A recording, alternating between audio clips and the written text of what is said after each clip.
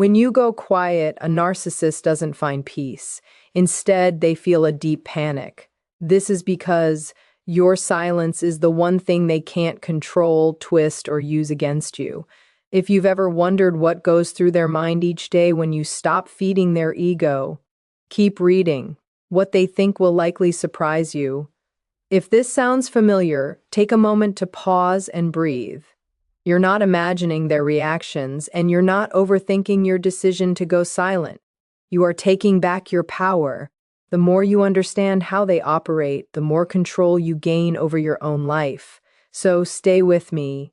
Day 1 is when the real mental impact of your silence truly begins, and it hits the narcissist harder than anything you've ever said. The moment you stop replying, they don't see it the way a healthy person would. They don't think you might need space or that something else happened.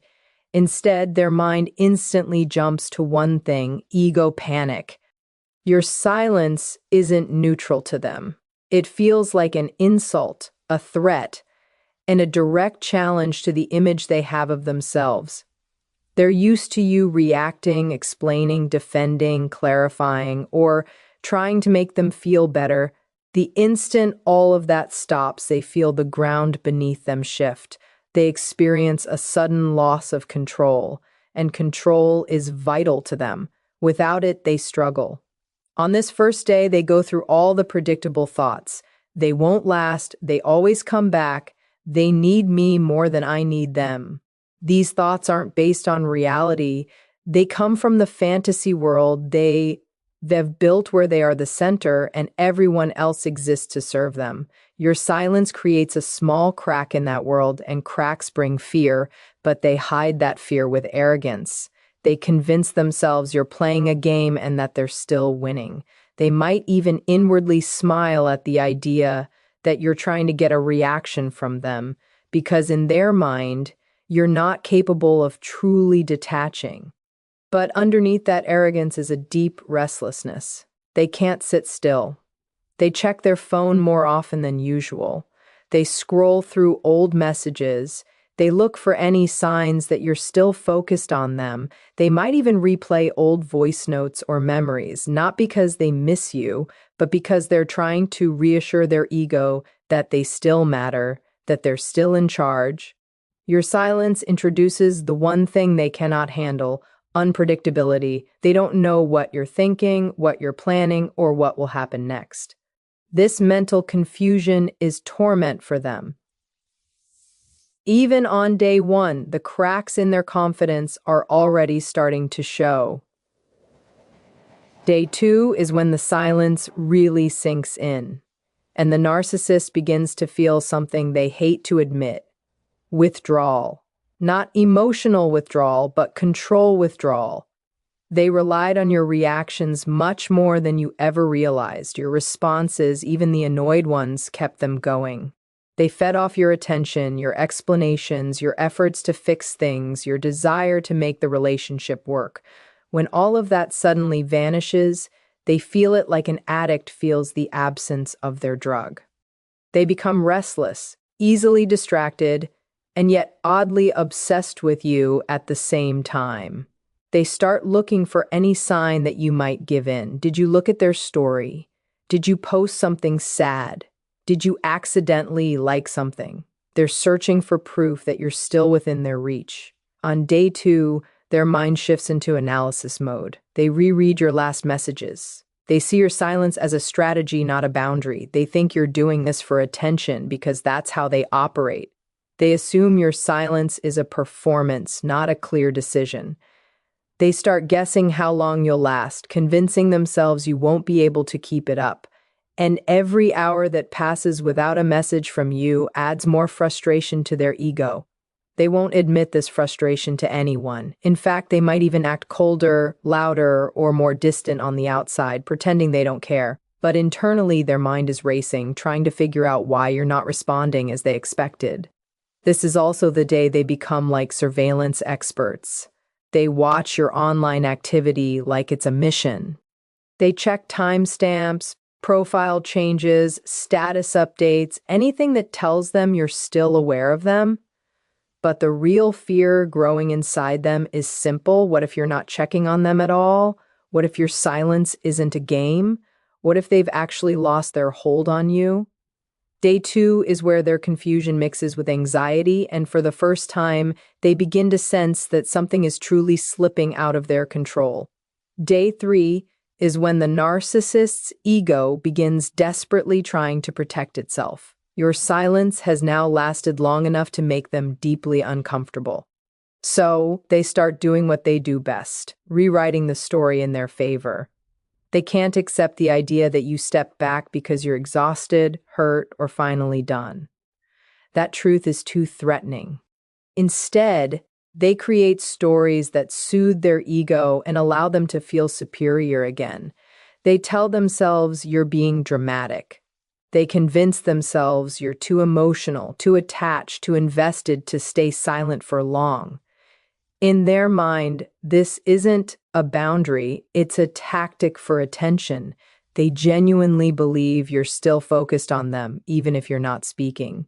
They start creating fantasies where you're thinking about them constantly, checking your phone, waiting for them to reach out. They may even imagine scenarios where you come back apologizing or explaining yourself. This isn't just delusion, it's self-protection. Their ego cannot handle the idea that someone might disconnect without their permission. So they create a version of reality where they're still in control, even when all the evidence suggests otherwise. On day 3, they might also start rewriting the story to make themselves the victim. They think, I didn't do anything wrong, or they're overreacting, or they're trying to manipulate me. This victim mentality provides them with a psychological shield. It stops them from acknowledging their own behavior or taking responsibility.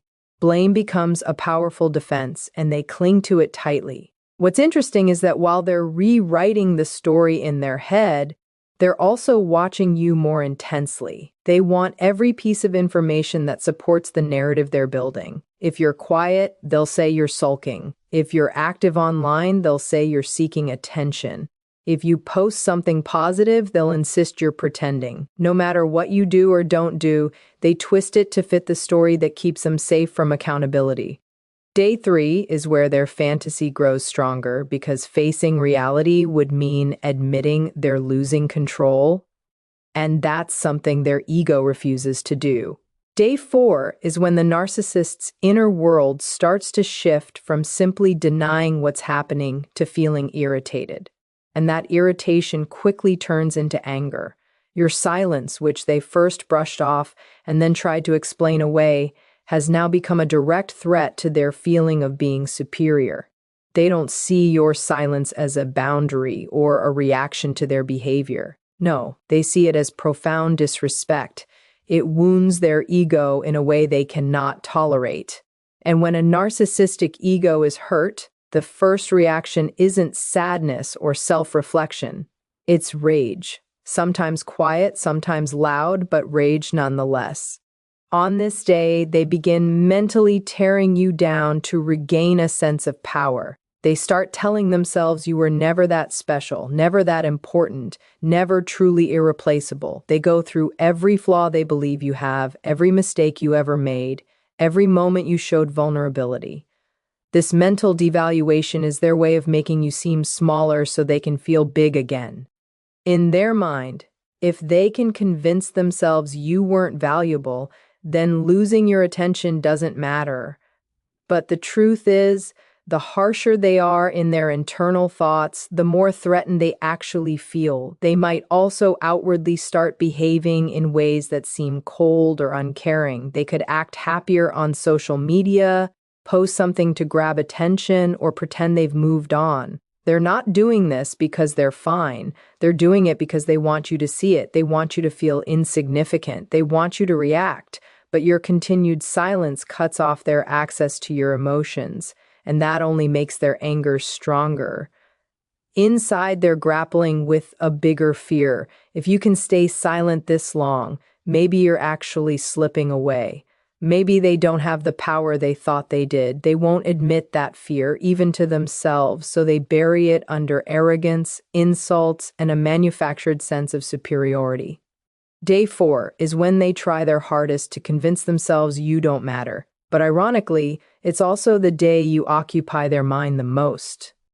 Day 5 is when the narcissist's internal panic finally begins to show through the cracks in their arrogance, even if no one else can see it. Up until this point, they've tried to control the situation, first with confidence, then with denial, then with anger. But now your silence has lasted longer than they expected, and something inside them starts to shift.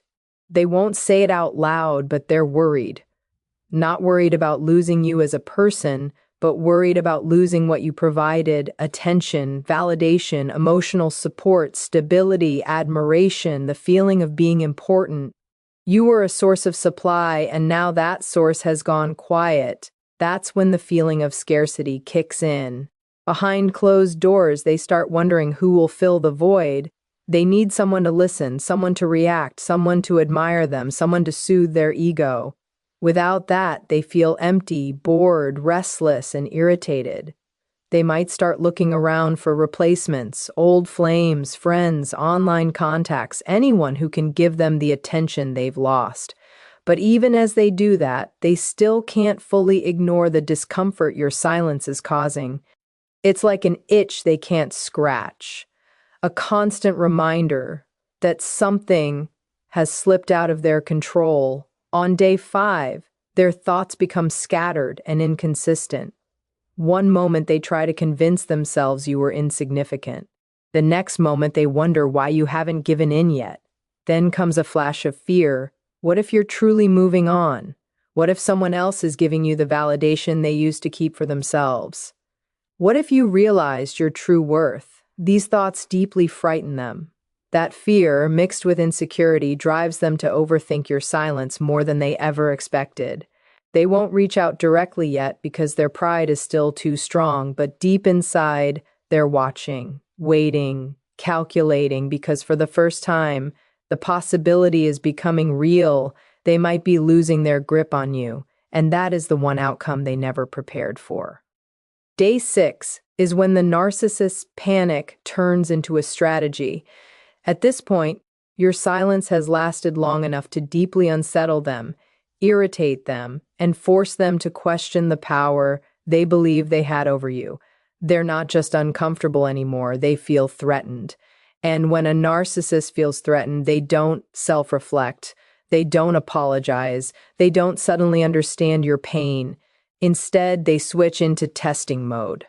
They want to know one thing: do they still have a way to reach you? On this day, their mind becomes tactical. They start planning small, low-risk ways to get your attention without fully showing how desperate they are. They will never send something vulnerable or direct. Not yet. They'll send something tiny, something they can pretend didn't mean anything if you don't respond. A like on an old picture, a reaction to a story, a random one-word message, a question mark, a meme, a song lyric. Something that looks accidental but is actually very intentional. These small actions are their way of knocking on the door without admitting they want back in. This isn't affection, this isn't care, this is bait.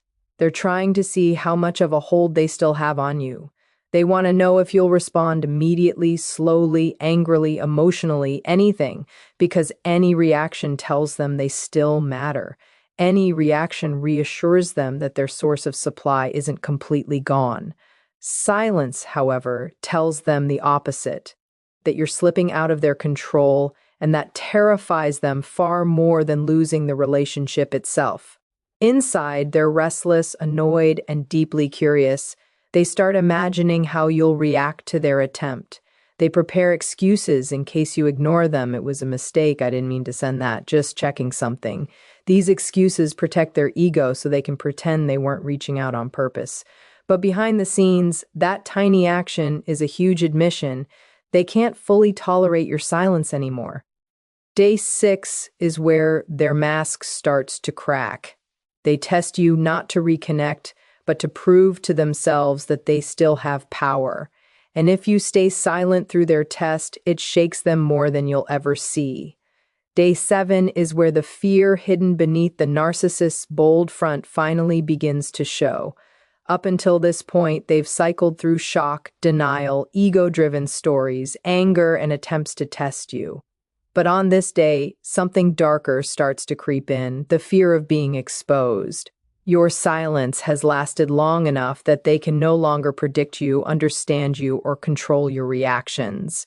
That unpredictability threatens them more than anything else. They begin thinking, what if you figured me out? This idea that you may finally see who they truly are terrifies them in a way they will never show. They start replaying past moments in their mind, not because they miss you, but because they're looking for clues. Did they make a mistake? Did they reveal too much? Did they go too far in their manipulation? Narcissists rely heavily on confusion, distraction, and emotional fog to maintain control. But silence clears that fog. Silence gives you space to think, to reflect, to connect dots they hoped you'd never connect.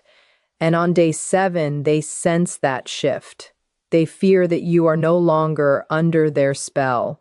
Another fear hits them. What if you're telling other people, their reputation, their image, their carefully built persona? It is everything to them. The idea that you may be speaking the truth about their behavior frightens them deeply. Your silence signals that you've withdrawn your emotional energy. And when someone withdraws emotionally, they often start seeing things clearly. A narcissist knows this. They know that once the emotional fog is gone, their behavior becomes undeniable. So they worry silently, internally. They may act cold, confident, or unaffected on the surface, but inside, they're restless, pacing, overthinking. They don't know whether your silence means you've moved on, whether you are gone for good, or whether you've finally recognized their patterns. And that uncertainty is torture for them. Day 7 is when they truly feel the weight of losing control, losing influence, and losing their ability to manipulate the situation. And for a narcissist, that loss is devastating. Day 8 is where the narcissist's desperation starts to clash with their pride, creating a mental storm they can't hide from themselves anymore. Your silence has lasted long enough that it can't be dismissed as just a mood, a phase, or a simple tactic. Now it feels real. Now it feels like a genuine distance. And distance for a narcissist is very dangerous because distance means you're thinking clearly. Distance means you're no longer reacting. Distance means you're slipping out of the emotional cage they built for you.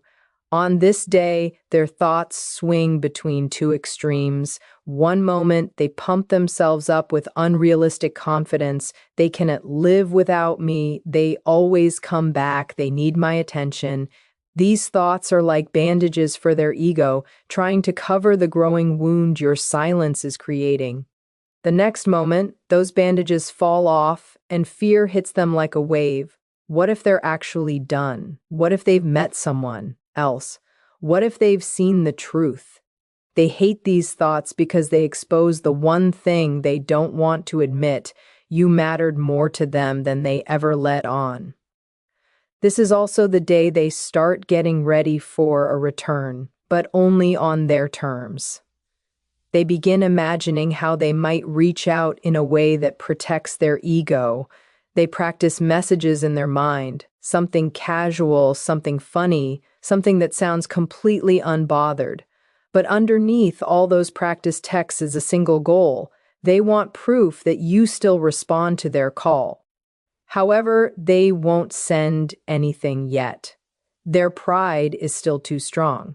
Instead, they try to gather information. They watch you. They check your social media more often.